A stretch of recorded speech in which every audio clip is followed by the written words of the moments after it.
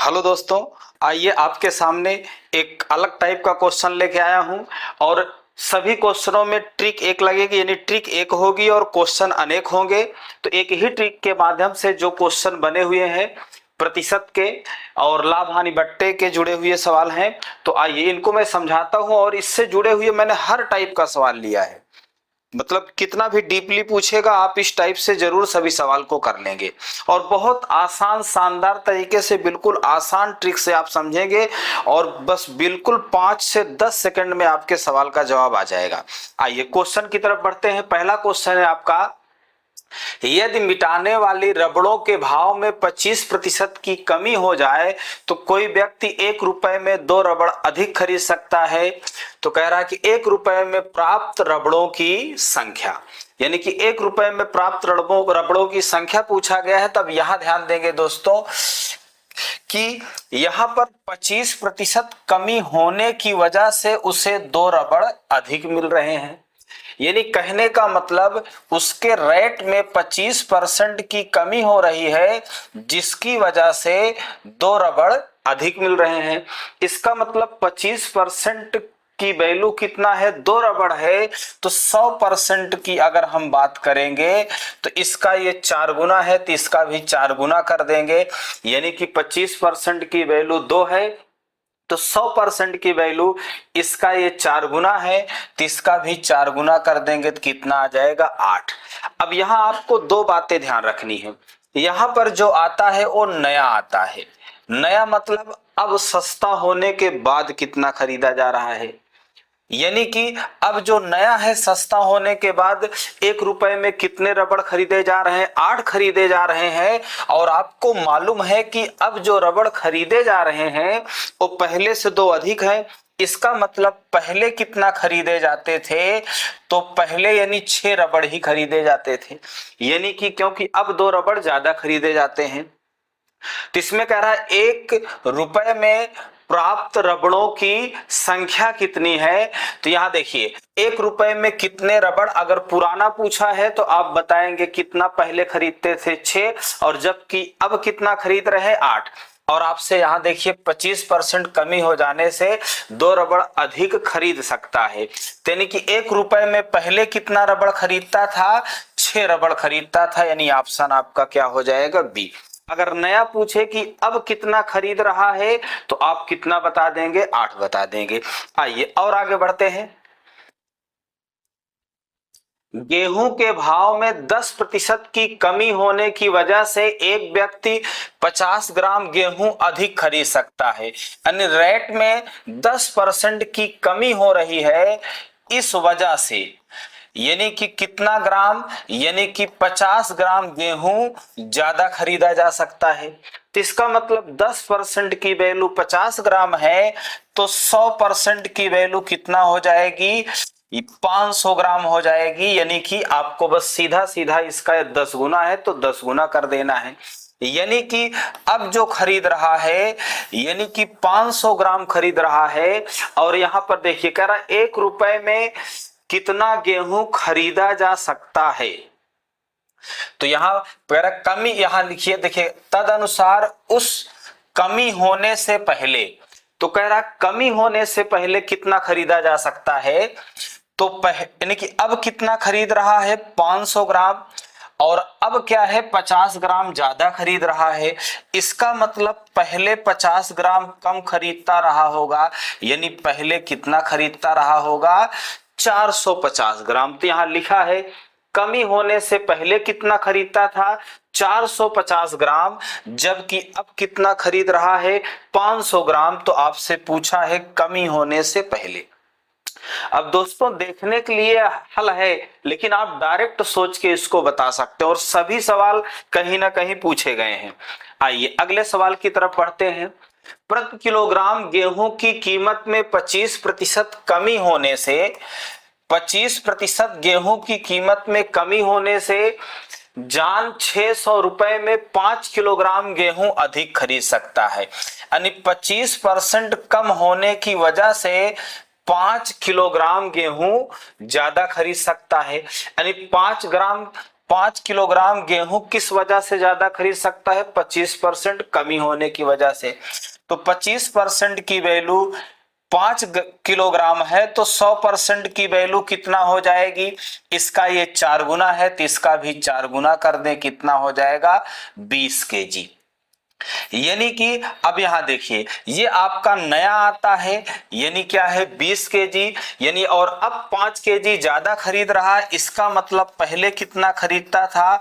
15 KG ही खरीदता था। तो आपसे पूछा गया है मूल कीमत। मूल कीमत मतलब पहले की कीमत। तो जो आपकी मूल कीमत होगी, मूल कीमत होगी तो कुल कितना है? 600 रुपए। अगर पूछे कि पुरानी कीमत कितनी होगी तो आपको 600 रुपए में क्या करना पड़ेगा? 15 से भाग दे देना पड़ेगा। 15 चौको 60, यानी कितना है? 40 रुपए, यानी कि ऑप्शन डी हो जाएगा। जबकि नई कीमत पूछा होता तो 600 में हम किसका भाग देते? 20 का। और पुरानी पूछा है तो 600 में कितने का भाग देंगे? 15 का। आइए अगला सवाल आपके सामने है। एक वस्तु की कीमत में 10% की कमी होने की वजह से एक व्यक्ति 225 रुपए में 25 किलोग्राम, कितना? 25 किलोग्राम वस्तु ज्यादा खरीद सकता है। इसका मतलब 10% की वैल्यू 25 किलोग्राम है तो 100% की वैल्यू कितना हो जाएगी? 250 किलोग्राम। और ये आपका नया आता है, यानी कि अब कितना खरीद रहा है? 250 किलोग्राम, और अब 25 किलोग्राम ज्यादा खरीद रहा है। इसका मतलब पहले 25 किलोग्राम कम खरीदता था तो 25 कम कर दो, कितना? 225 केजी। अब आपसे पूछा गया है कि उस वस्तु की मूल कीमत बताना है। तो मूल कीमत अगर आपसे पूछे, मूल कीमत अगर पूछे तो 225 में हम कितने का भाग दे देंगे? यानी कि 225 का भाग दे देंगे, कितना आ जाएगा? 1 रुपए आ जाएगा। यानी ऑप्शन कौन सा होगा? ए नंबर। अब देखने के लिए दोस्तों लंबा दिख रहा है, लेकिन आप इसको दिमाग में डायरेक्ट कर सकते हैं, बिल्कुल पेन फ्री। आइए अगले सवाल की तरफ बढ़ते हैं।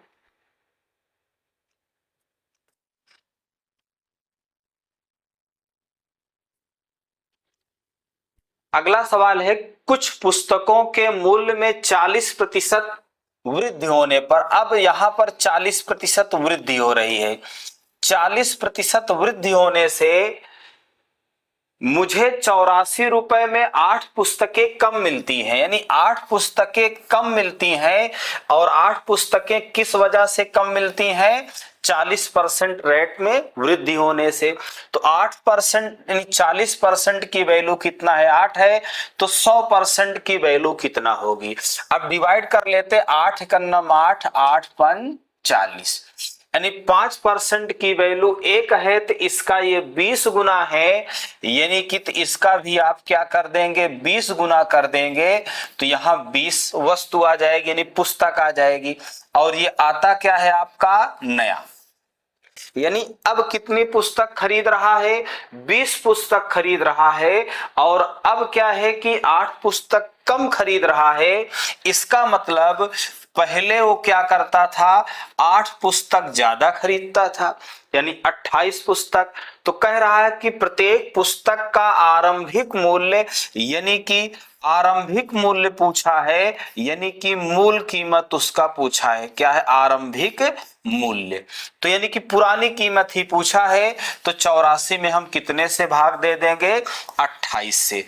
डिवाइड कर देते हैं, 7 से डिवाइड करते थे, डायरेक्ट डिवाइड कर देते हैं। कितनी बार जाएगा ये? यानी कि इकाई का अंक यहाँ डिवाइड कर देंगे, कोई दिक्कत नहीं होगी। 8 चौक 30, 8 त्रिक 24, यानी कितना आ गया? 3। कितना आ जाएगा? 3। यानी ऑप्शन कौन सा होगा? B number. आइए अगले सवाल की तरफ बढ़ते हैं।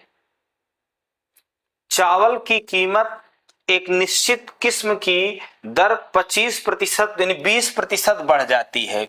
चावल की कीमत कितना बढ़ रही है? 25% बढ़ रही है।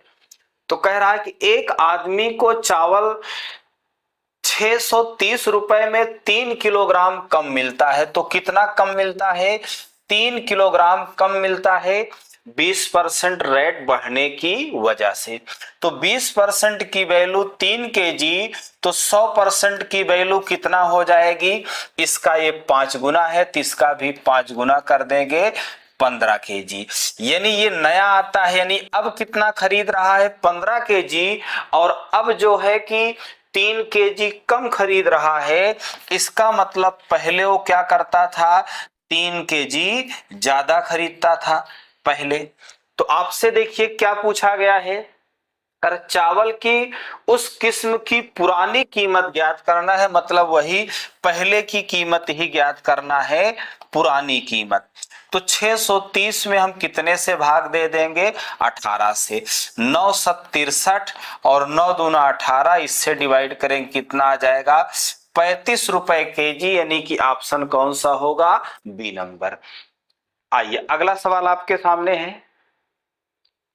किसी वस्तु की कीमत में 21% की कमी करने पर कोई व्यक्ति ने, कीमत में 21% की कमी हो रही है, जिस वजह से एक व्यक्ति 3 किलोग्राम अधिक खरीद रहा है।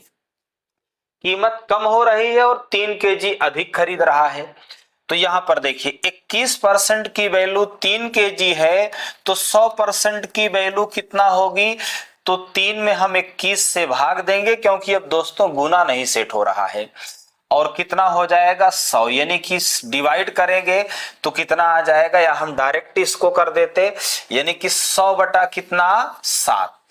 यानी कि अब जो खरीद रहा है वो कितना केजी खरीद रहा है, 100 बटा 7 केजी। और आपसे यहां देखिए नई कीमत ही पूछी है, तो ये नया ही है, तो नई कीमत ही पूछी है आपसे। क्या पूछा गया है, नई कीमत।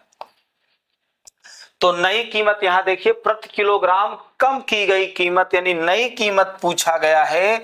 तो आपको 100 में कितने से भाग देना है, 100 बटा 7 से।